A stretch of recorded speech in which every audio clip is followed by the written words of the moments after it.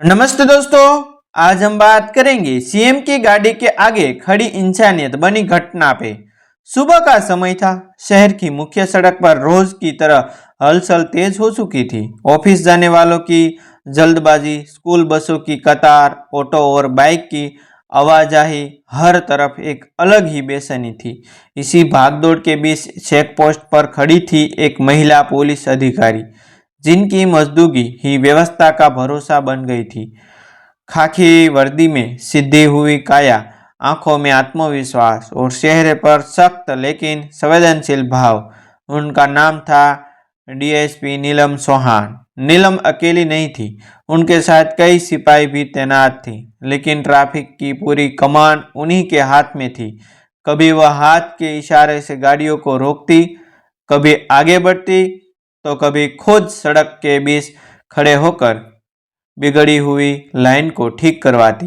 राह चाहते लोग उन्हें देख रहे थे, कुछ सम्मान से, कुछ हैरानी से, क्योंकि इतनी भीड़ में एक महिला अधिकारी का इतनी मजदूरी से व्यवस्था संभालना हर किसी को संभावित कर रहा था।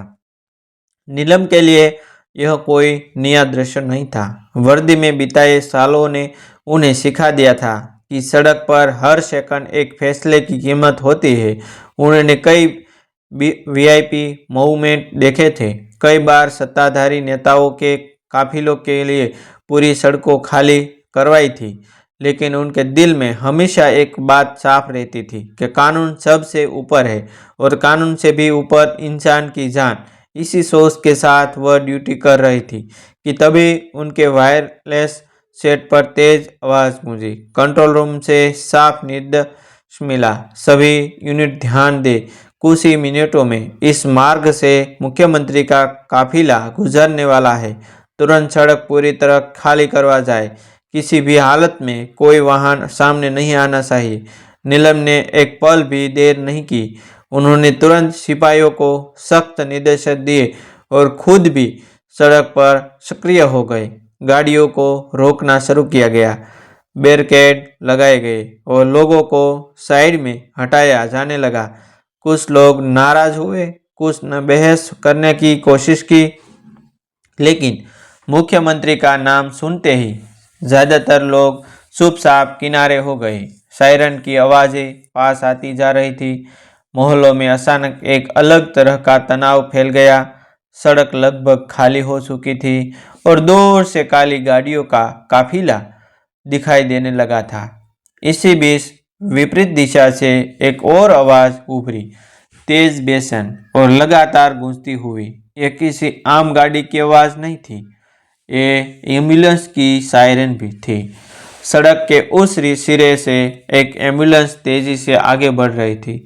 उसके ड्राइवर का चेहरा शीशे के पीछे से ही घबराया हुआ दिख रहा था। एम्बुलेंस जैसे ही चेक पोस्ट के पास पहुंची, वहां तैनात कुछ पुलिस कर्मियों ने हाथ उठाकर उसे रोक दिया।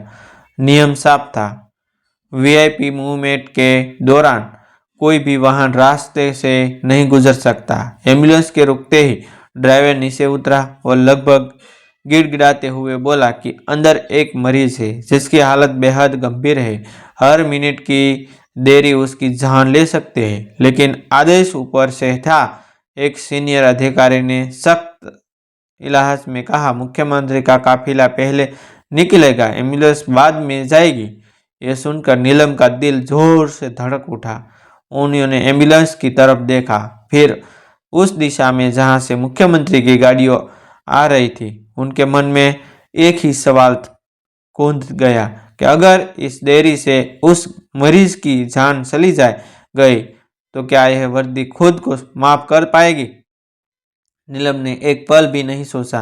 उन्होंने तेज कदमों से अपनी बुलेट मोटरसाइकिल की ओर बढ़ आकर हेलमेट उठाया और वाइम स्टार्ट की। अगले ही पल वह सीधे सड़क के बीच आ गए और मुख्यमंत्री की पहली गाड़ी के सामने अपनी बाइक खड़ी कर दी। अचानक पूरे काफिले में हलचल मच गई। गाड़ियों के ब्रेक जोर से लग गए, सायरन थम गए और कुछ सेकंड के लिए पूरा इलाका जैसे सांस रोककर खड़ा हो गया। किसी को विश्वास नहीं हो रहा था कि एक पुलिस अधिकारी मुख्यमंत्री के काफिले से सामने इस तरह खड़ी हो सकती है।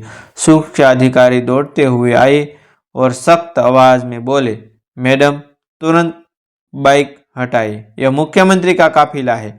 नीलम ने बिना डरे उनकी आंखों में आंखें डालकर जवाब दिया, सर उस एम्बुलेंस में एक जिंदगी है। कानून हमें वीआईपी को सुरक्षा देने के लिए कहता है, लेकिन हमारी वर्दी हमें इंसानियत सिखाती है। आज पहले एम्बुलेंस जाएगी। उनके शब्दों में न कोई घबराहट थी, न कोई अहंकार, बस अपने फैसले पर अडिग विश्वास था। उन्होंने सड़क किनारे खड़े लोग यह दृश्य देख रहे थे। किसी की सांसें थम गई थी, किसी की आंखों में आंसू आ गए थे। एम्बुलेंस का ड्राइवर अजमस में खड़ा था। उसे समझ नहीं आ रहा था कि आगे बढ़े या रुके। नीलम ने पीछे मुड़कर हाथ का इशारा किया और उसी आवाज में कहा, जाइए, देर मत कीजिए। यह सुनते ही ड्राइवर ने एम्बुलेंस आगे बढ़ाई। सायरन की आवाज फिर से गूंज उठी और एम्बुलेंस मुख्यमंत्री के काफिले के पास से निकलकर आगे बढ़ गए। मुख्यमंत्री की गाड़ी के अंदर भी यह सब देख जा रहा था। बाहर खड़े पुलिसकर्मी, सुरक्षा अधिकारी और आम लोग सब हैरान थे। नीलम अब भी अपनी बाइक पर उसी मजबूती से खड़ी थी। उनके चेहरे पर न डर था, न पछतावा। उनके लिए यह कोई लगता नहीं थी, बल्कि अपने कर्तव्य का पालन था। उस एक फैसले ने वहां मौजूद हर इंसान को सोचने पर मजबूर कर दिया था कि असली ताकत कुर्सी में नहीं, बल्कि सही और गलत के बीच खड़े होने के साहस में होती है।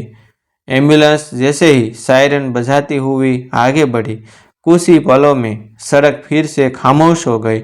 नीलम चौहान अब भी अपनी बुलेट बाइक पर स्थिर खड़ी थी। उनके सामने मुख्यमंत्री का काफिला रुका हुआ था और चारों ओर सुरक्षा घेरा सख्त हो चुका था।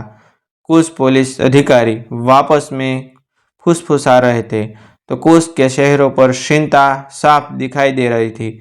सभी के मन में एक ही सवाल था, अब आगे क्या होगा। मुख्यमंत्री की गाड़ी का शीशा धीरे से नीचे हुआ और अंदर से एक गंभीर लेकिन शांत आवाज आई, अधिकारी आप आगे आइए।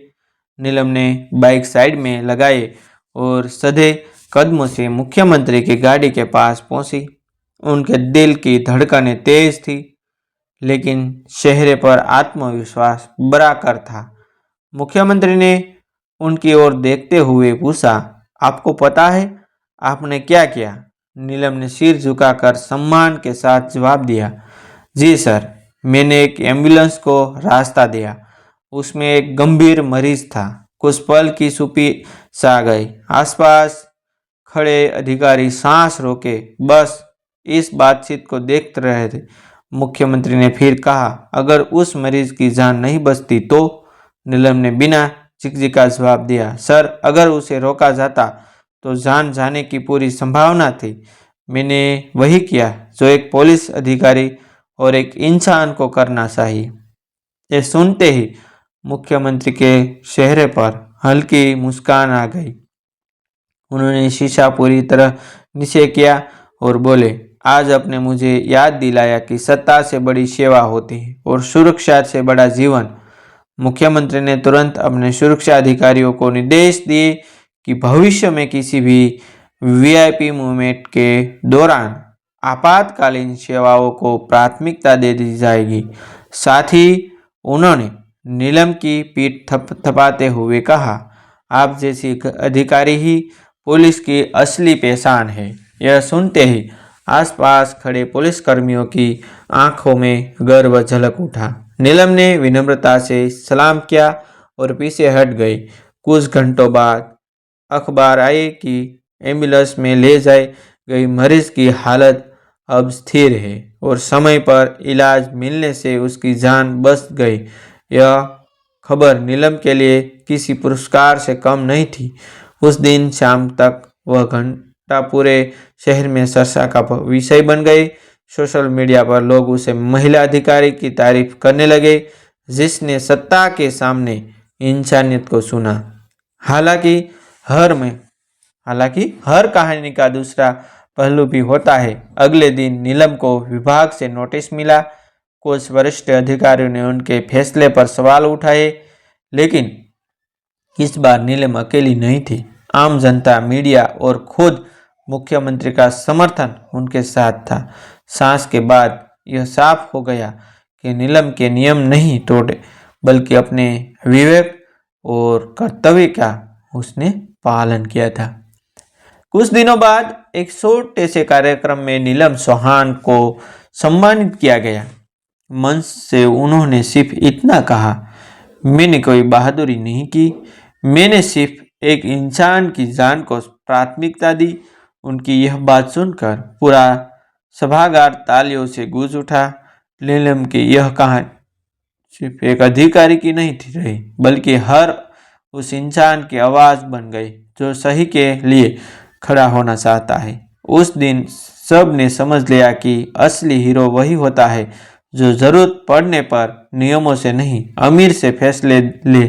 दोस्तों, नीलम चौहान की यह कहानी हमें यही सिखाती है कि असली ताकत पद, कुर्सी या सत्ता में नहीं, बल्कि सही समय पर सही फैसले लेने के साहस में होती है। अगर आपको यह कहानी दिल को छू गई हो, अगर आप भी मानते हैं कि इंसानियत हर नियम से ऊपर है, तो इस वीडियो को ज़रूर लाइक करें। ऐसी सत्य और प्रेरणादायक कहानियों हम आपके लिए रोज़ लेकर आते हैं, इसलिए हमारे चैनल को अभी सब्सक्राइब करें ताकि कोई भी कहानी आपसे छूट ना जाए। इस वीडियो को शेयर करना बिल्कुल ना भूलें। हो सकता है आपकी एक शेयर किसी और को सही के लिए खड़े होने की हिम्मत दे दे। नीचे कमेंट में बताएं, आप होते तो नीलम की जगह क्या फैसला लेते। आपकी राय हमारे लिए बहुत मायने रखती है। मिलते हैं अगली दमदार कहानी के साथ। थैंक यू दोस्तों।